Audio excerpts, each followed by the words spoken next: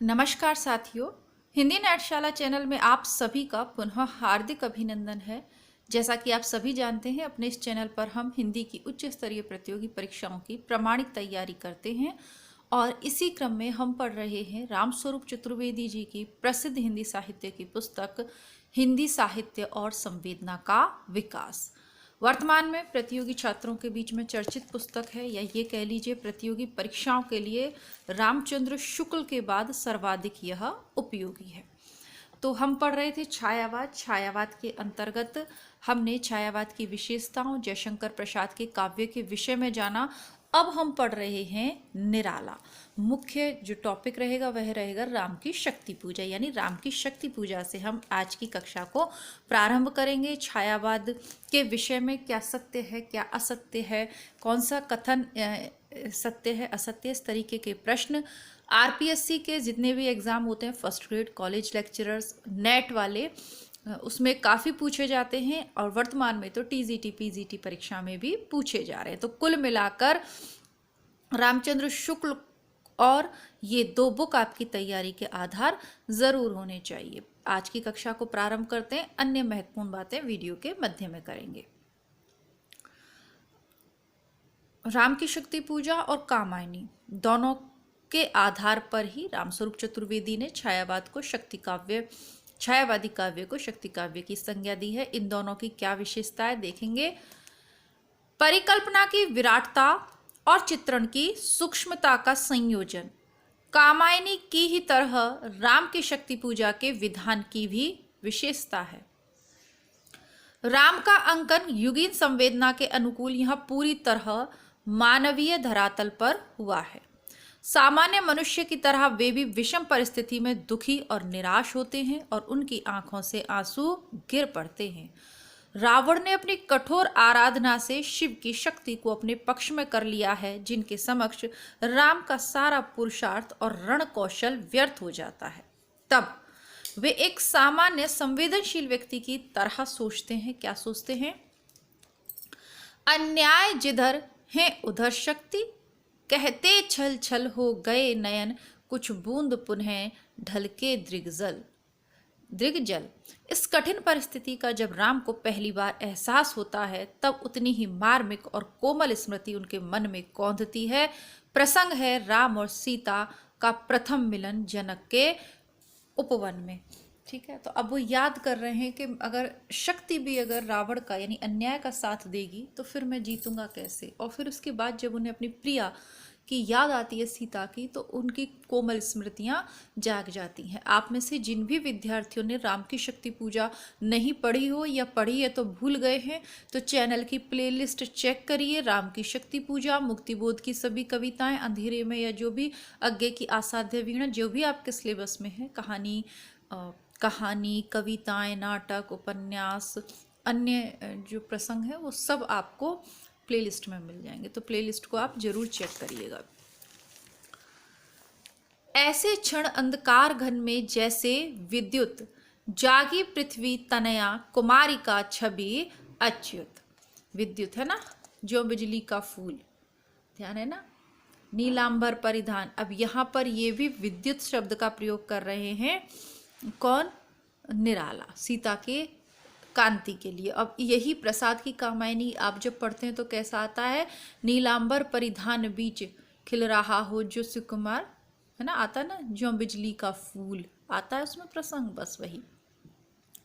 जीवन के चरम अंधकार के क्षण में सर्वाधिक आलोक के समय को स्मरण करना मनोवैज्ञानिक दृष्टि से जितना उपयोगी है, काव्य में रचना प्रक्रिया की दृष्टि से उतना ही कठिन। ऐसे ही दृश्य की पुनरावृत्ति तब होती है जब राम आराधना करते समय दुर्गा के चरणों में अंतिम कमल चढ़ाने को उद्यत होते हैं और वह उन्हें नहीं मिलता। यहाँ दूसरे बड़े प्रयत्न की असफलता उनके सामने आती है और वे सोचते हैं, धिक जीवन जो पाता ही आया है विरोध, धिक साधन जिसके लिए सदा ही किया शोध। हताशा की मनः स्थिति में इस बार उन्हें अपनी माँ का स्मरण हो आता है। यह है उपाय, कह उठे राम। अब पहले प्रिया का आ रहा है, अब माँ का आएगा। कह उठे राम ज्यों मंद्रित घन, कहती थी मुझे माता सदा राजीव नयन। पहले दृश्य में जहाँ प्रिया के दर्शन का उल्लास है, वहाँ इस दूसरे प्रसंग में माँ के संरक्षण भाव का आश्वासन है। वर्तमान की नितांत कठोरता के संदर्भ में दोनों स्मरण अत्यंत कोमल और करुण है।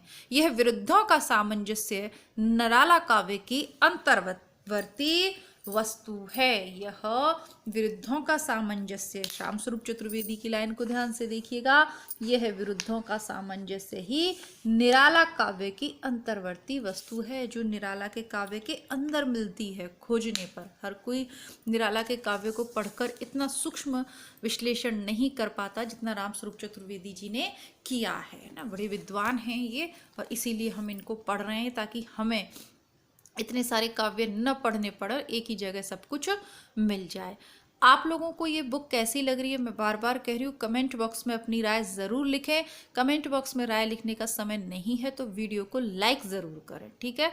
अच्छा लग रहा है वीडियो की प्लेलिस्ट, इस चैनल की प्लेलिस्ट चेक करिए, कुछ भी उपयोगी, क्योंकि आपके बहुत सारे मित्र हैं, कोई टीजीटी की तैयारी कर रहा है, कोई पीजीटी की, कोई नेट, कोई असिस्टेंट प्रोफेसर, कोई RPSC first grade second grade college lecturer, यानी आप विभिन्न राज्यों से जुड़े हुए हैं। कोई प्रवेश परीक्षाओं की तैयारी कर रहा है, कोई राज्य पात्रता परीक्षा की तैयारी कर रहा है। आपके जितने भी हिंदी वाले मित्र हैं, चाहे वो एमए कर रहे हो, बीए कर रहे हो, कृपया करके चैनल से जो वीडियो आपको अच्छा लगे, जैसे एमए के सिलेबस में गोदान सभी राज्यों के सिलेबस में, तो कृपया करके चैनल की प्लेलिस्ट से उनको वीडियोस जरूर शेयर करें, है ना। आप सभी लोग जानते हैं कि हिंदी बुकशाला चैनल डिलीट हो गया है, जिसकी क्षतिपूर्ति करना संभव नहीं है, लेकिन मैं फिर भी हिम्मत करती हूँ, आप लोगों की वजह से हिम्मत कर पा रही हूँ इसे पढ़ाने की। तो आप लोगों को भी पहले से ज़्यादा सहयोग करना पड़ेगा, तो कृपया करके आप कोई भी वीडियो चैनल से जो अच्छा लगे उसे ज़रूर शेयर करें। पहले स्मरणालोक का वर्तमान से कैसा वैषम्य है, यह ध्यान देने योग्य है। वर्तमान स्थिति का चित्रण इस प्रकार है अमान निशा, उगलता गगन घन अंधकार, खो रहा दिशा का ज्ञान, स्तब्ध है पवन चार। और ऐसे अंधेरे संदर्भ में राम को जानकी की कुमारी छवि का स्मरण हुआता है, जिसका चित्रण कवि ने एकदम भिन्न शब्दावली और ध्वन्यात्मक वातावरण के अंतर्गत किया है।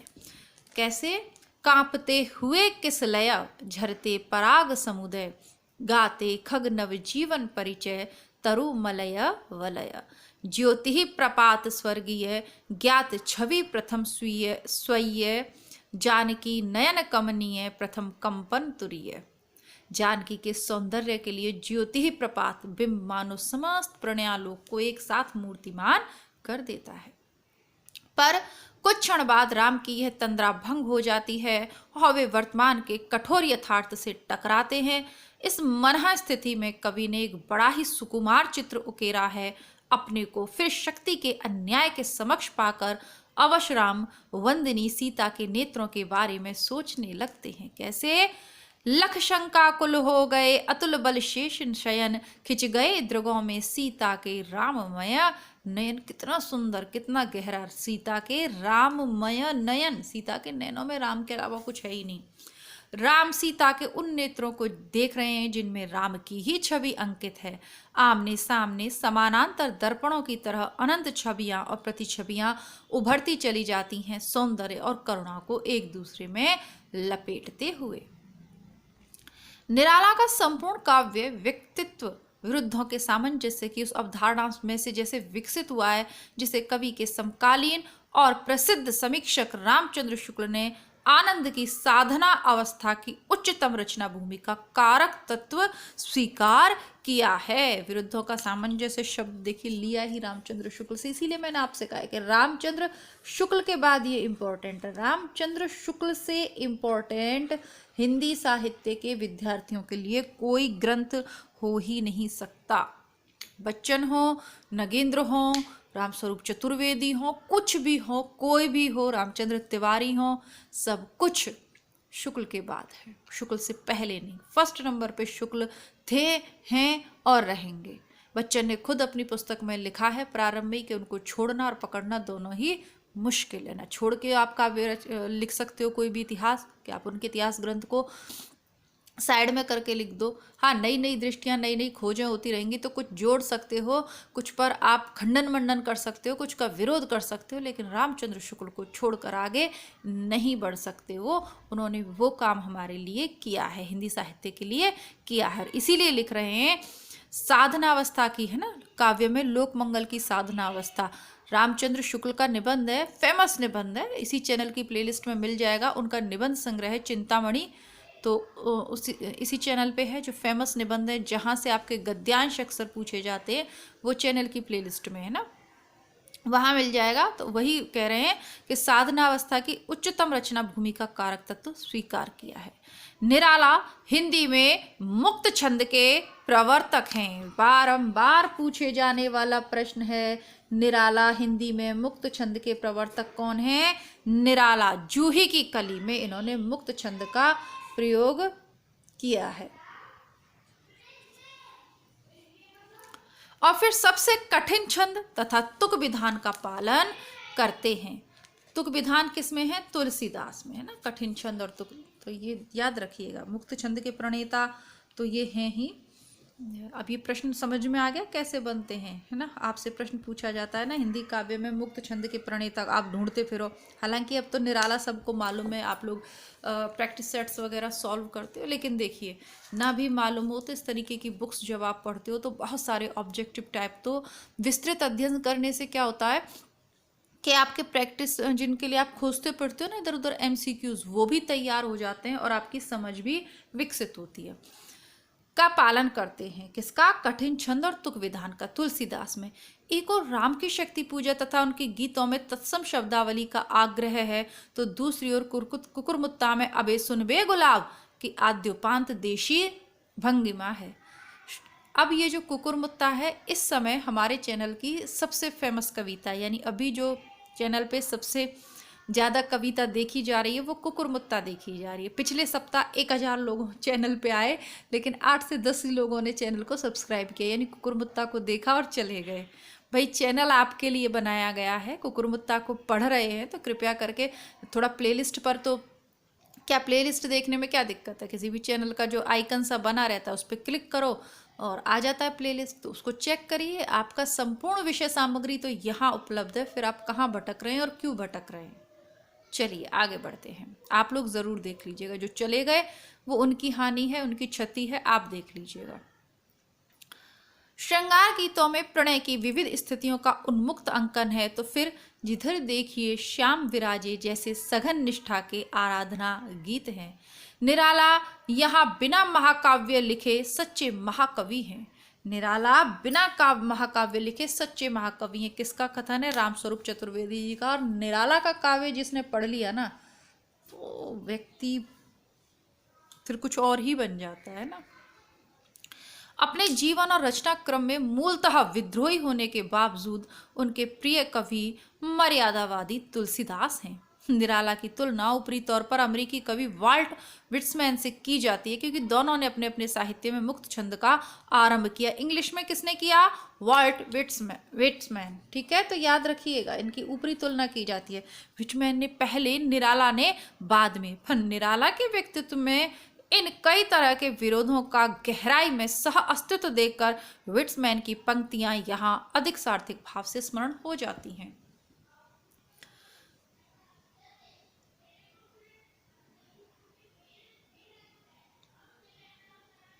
देखिए, निराला बहुत कम पढ़े लिखे थे, उनसे ये आशा करना कि उन्होंने अंग्रेजी लेखकों को पढ़ा होगा बड़ा कठिन है। लेकिन विट्समैन की जो पंक्तियां हैं उनको देखिए। क्या कहा? मैं अपना खंडन करता हूँ। ठीक है, तो मैं अपना खंडन करता हूँ। मैं विराट हूँ, मैं समूहों को समोए हूँ। निराला ने ऐसा कहा तो कहीं नहीं, पर उनका काव्य स्वयं इसका अनेक स्तरीय प्रमाण है। रामचंद्र शुक्ल ने विरुद्धों के सामंजस्य का जो सिद्धांत प्रतिपादित किया, निराला उसका रचनात्मक साक्ष्य प्रस्तुत करते हैं। तो ये तो राम की शक्ति पूजा के संदर्भ में हमने समझ लिया। अब सरोज स्मृति के माध्यम से निराला को समझेंगे, लेकिन कक्षा को थोड़ा सा छोटा ही रखेंगे। 10-15 मिनट का वीडियो कब हो गया, इतनी इंटरेस्टिंग अब ये पुस्तक हो चुकी है कि 10-15 मिनट का वीडियो आपके लिए बहुत छोटा लगता है, लेकिन इससे बड़ा वीडियो आपका आज अपलोड नहीं हो पाएगा, क्योंकि जो थर्ड वाला प्रैक्टिस सेट कह लीजिए वन लाइनर है वो मैं प्रस्तुत कर चुकी हूँ। तो इसको छोटा रखेंगे, कल से कक्षा का जो आकार है थोड़ा बड़ा करेंगे ताकि इस किताब को हम कंप्लीट कर पाएँ। तो मिलती हूँ पुनः आपसे, तब तक के लिए नमस्कार, धन्यवाद। चैनल को आपके सहयोग और स्नेह की बहुत ज़्यादा आवश्यकता है, विशेषतः इस समय जबकि हमने अपना दूसरा चैनल खो दिया है। बार बार मैं बताती हूँ वो इसलिए क्योंकि दिन प्रतिदिन नए विद्यार्थी चैनल पे आते हैं, उन्हें नहीं मालूम हमारे भूतकाल के विषय में, तो इसलिए बता देती हूँ। और इतना आसान नहीं है 2.5-3 साल की मेहनत को भुलाना, तो थोड़े दिन तो इस पर चर्चा करूँगी। तो तब तक के लिए नमस्कार, धन्यवाद।